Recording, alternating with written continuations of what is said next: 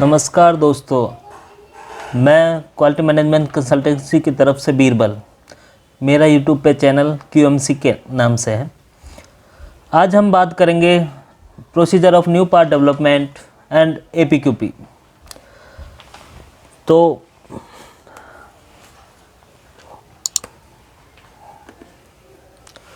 What is procedure? Procedure का मतलब है काम करने का तरीका या काम करने का रूल या सिस्टम। जिस टॉपिक का प्रोसीजर हम बनाएंगे उस टॉपिक के बारे में हम स्टेप बाय स्टेप एक्टिविटी को लिखेंगे और उसे फॉलो करेंगे। Required step for procedure. Procedure के लिए हमें क्या क्या स्टेप रिक्वायर्ड है? पहला स्टेप है ऑब्जेक्टिव, दूसरा स्टेप है स्कोप, तीसरा रिस्पॉन्सिबिलिटी, चौथा मेथड, पांचवा रेफरेंस डॉक्यूमेंट, छठा रिकॉर्ड। तो हम चलते हैं procedure of new part development. Step by step हम बढ़ेंगे। पहला स्टेप है objective, to stabilize a procedure for manufacturing process design and development and to ensure that the new product development is carried out in line with customer requirement। Objective मतलब उद्देश्य है। यह एक प्रक्रिया स्थापित करनी है। मैन्युफैक्चरिंग या मतलब विनिर्माता प्रक्रिया, डिजाइन और विकास के लिए एक प्रोसीजर, हमें एक प्रक्रिया स्थापित करनी है for manufacturing process design and development को और प्रोसेस के डिजाइन को, मैन्युफैक्चरिंग के प्रोसेस को डिजाइन करने के लिए। एंड टू इंश्योर, और यह सुनिश्चित करना है that new product development is carried out in line with customer requirement. जो नया प्रोडक्ट बनेगा वो कस्टमर की रिक्वायरमेंट को ध्यान रखकर बनेगा। देन अगला स्टेप है scope. This procedure is applicable for new product development and for ECN, PCN and location change. इसका मतलब है कि हमारा जो प्रोसीजर का स्कोप है यह न्यू प्रोडक्ट डेवलपमेंट के लिए है, ECN के लिए है और PCN के लिए है। अगर कोई लोकेशन चेंज होता है तो उसके लिए भी है। इसमें रिस्पॉन्सिबिलिटी, थर्ड स्टेप है रिस्पॉन्सिबिलिटी। इसमें हमारी फुल रिस्पॉन्सिबिलिटी HOD NPD की होगी। चौथा स्टेप है मेथड। मेथड का मतलब होता है काम करने का तरीका। मेथड में हम स्टार्ट करते हैं फेज 1। इसमें हम किस किस तरीके से न्यू पार्ट डेवलपमेंट में एक्टिविटी करते हैं, तो सारे ही प्रोसेस को हम इसमें डिफाइन करते हैं प्रोसीजर में। देन उसी के अनुसार हम काम करते हैं। स्टेप टू स्टेप मैंने इसमें इस प्रोसीजर में डिफाइन किया है और बहुत ही ईजी लैंग्वेज में इस प्रोसीजर को लिखा है। कोई भी अपने कंपनी में इस प्रोसीजर को अपना सकता है और ईजिली ही मॉडिफाई कर सकता है। पहला स्टेप है 4.1, receipt of drawing along with specific drawing reference sample. इसका मतलब है हमें जैसे ही ड्राइंग मिलती है या सैंपल मिलता है, reference sample, control the drawing with effective date of receiving. जिस दिन डेट इसमें हमने ये लिखा है, जैसे ही हमें ड्राइंग रिसीव होती है तो उसे हमें कंट्रोल करना है। देन सेकेंड स्टेप है record the inquiry in customer inquiry register. हम एक कस्टमर इंक्वायरी रजिस्टर जो बनाया होता है उसमें हमें इसका रिकॉर्ड करना है। फिर हमें ऑर्गेनाइज CFT टीम को ऑर्गेनाइज करना है। Drawing review by CFT team in inquiry sheet. Inquiry sheet में हमें ड्राइंग को रिव्यू करना है CFT टीम के साथ। देन टीम फिजिबिलिटी करेंगे and commitment form fill up. Team feasibility करेंगे, इसमें हम देखेंगे कि हम इस पार्ट को बना सकते हैं या नहीं बना सकते हैं। Identify special characteristic, preliminary requirement of new equipment, tool, gauge इत्यादि। इसमें हम देखेंगे कि इस प्रोडक्ट में क्या स्पेशल कैरेक्टरिस्टिक है और क्या टूल हमें यूज़ होने हैं, क्या इक्विपमेंट यूज़ होना है। फिर देन सेवन्थ स्टेप है प्रिपेयर रिसिप्ट रेसिपी या बॉम। हमें बॉम इसके लिए तैयार करना होगा, बिल ऑफ मटेरियल। देन हम इसके बाद CFT टीम बैठ के प्रिलिमिनरी PFD बनाएगी। प्रिलिमिनरी का मतलब होता है एक ड्रॉ, इस प्रोसेस को ड्रॉ करने का तरीका, किस किस प्रोसेस से हम वर्क करेंगे।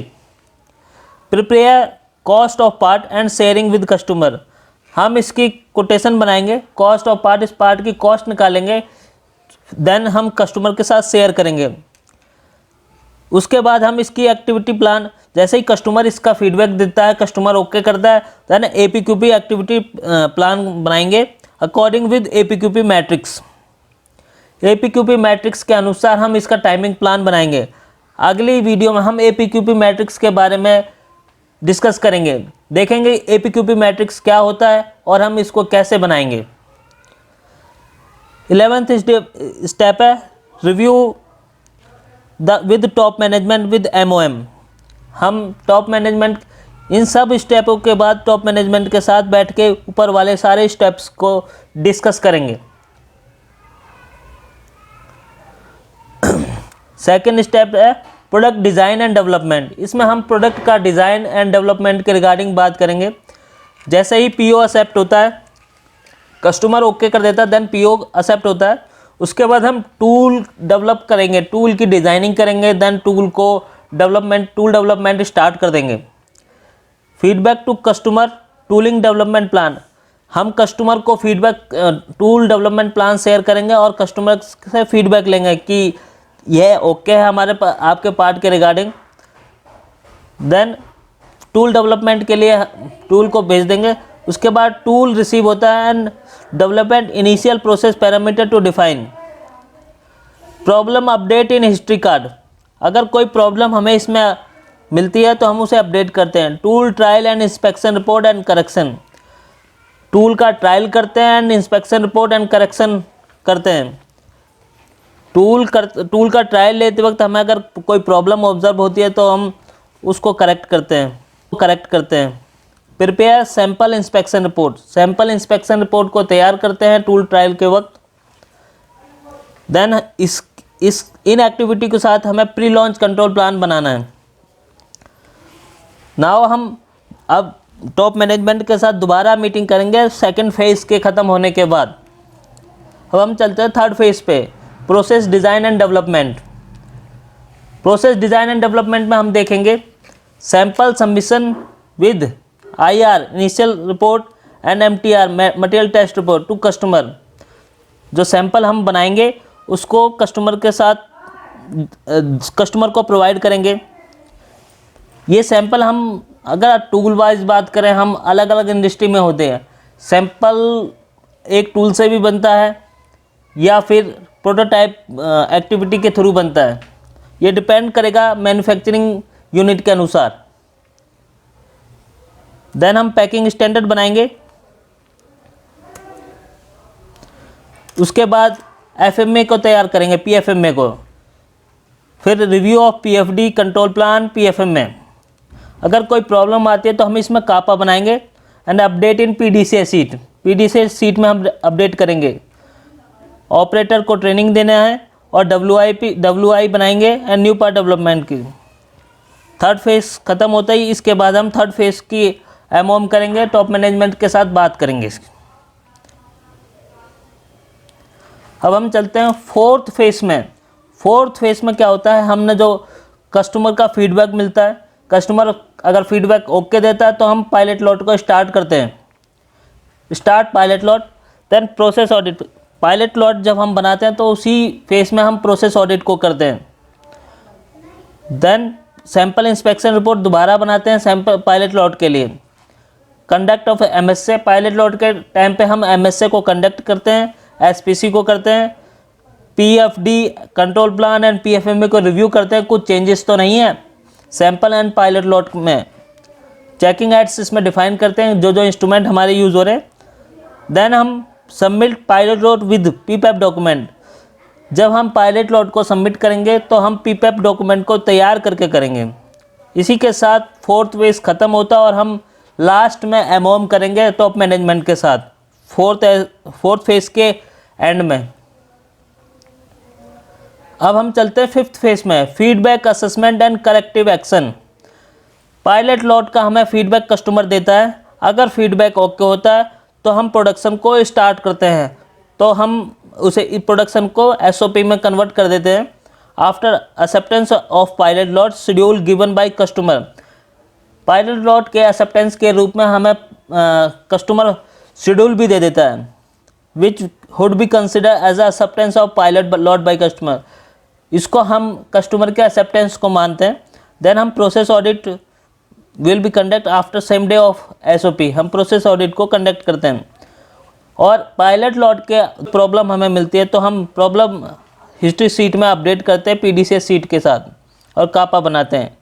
और इसी बीच अगर कोई कस्टमर का इवेंट होता है, कस्टमर आना चाहता है, वेरीफाई करना चाहता है, PPAP को PPAP सबमिशन देना चाहता है तो आ सकता है, वो वेरीफाई कर सकता है। After part approval from customer APQP sign off हो जाता है।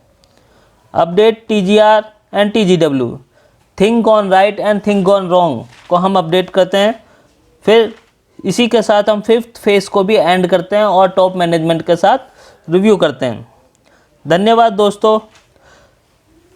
इसी के बाद फिफ्थ एक्टिविटी है प्रोसीजर का रेफरेंस। कस्टमर ड्राइंग हमारा रेफरेंस है, PO रेफरेंस है, AIG मैनुअल का हम इसमें रेफरेंस लेते हैं। छठी एक्टिविटी है रिकॉर्ड्स। इसमें मैंने जो फॉर्मेट इसमें यूज़ किए हैं वो सब के फॉर्मेट नंबर और टॉपिक लिंक इसमें डाले हैं। इसी तरीके से आपको प्रोसीजर बनाते समय फॉर्मेट्स का बहुत ध्यान रखना है, किस फॉर्मेट को आप यूज़ करोगे उस फॉर्मेट को बनाना है। इसी के साथ मैं अगली वीडियो जो आपको शेयर करूंगा उसमें मैं इन फॉर्मेट्स के बारे में बताऊंगा। हर एक फॉर्मेट को ब्रीफ डिस्क्रिप्शन करेंगे, तो मेरी अगली वीडियो देखना ना भूलें। थैंक यू दोस्तों। अब मैं अपने प्रोफेशन के बारे में बताना चाहूँगा। मेरा प्रोफेशन है consultancy service for QMS, certification for 9001, 14,000 and 18,000, 45,000 and IATA 1694. Customer audits, third party inspection facility, instrument calibration, training program, placement service. Now we are working online system for QMS. अब हम quality management system की सभी activity को online ले जा रहे हैं। उसके लिए हमने ये डैशबोर्ड बना दिया है। इस डैशबोर्ड में आप देख रहे हैं सभी डिपार्टमेंटों को हमने अलग अलग इसमें चूज़ किया है और देन अब हमने इसमें सब डॉक्यूमेंटों को इकट्ठा कर लिया है जिससे कि हम इजीली वर्क कर सकते हैं। इसके बारे में मैं धीरे धीरे आगे बताऊंगा और के बारे में पूरा एक वीडियो बनाऊंगा। ये हमारी इंडस्ट्री में बहुत महत्वपूर्ण है। इससे हमारा काम बहुत इजी हो जाता है और एक्चुअल काम होता है, जो हमें बाकी परेशानियों से प्रॉब्लम से सॉल्यूशन मिलने में आसानी हो जाता है। कस्टमर रिप्रेजेंटेटिव PPT बन जाती है। थैंक्स दोस्तों। तो अब मेरी new video APQP matrix and new part development के प्रोसीजर से लिंक्ड जितने भी फॉर्मेट्स है उसके बारे में मैं आपको बताऊंगा। तो आप मेरी दूसरी वीडियो जो इस APQP मैट्रिक्स की जो मैं बनाऊंगा या फॉर्मेट्स की बनाऊंगा उसे देखना ना भूलें। थैंक यू दोस्तों, धन्यवाद।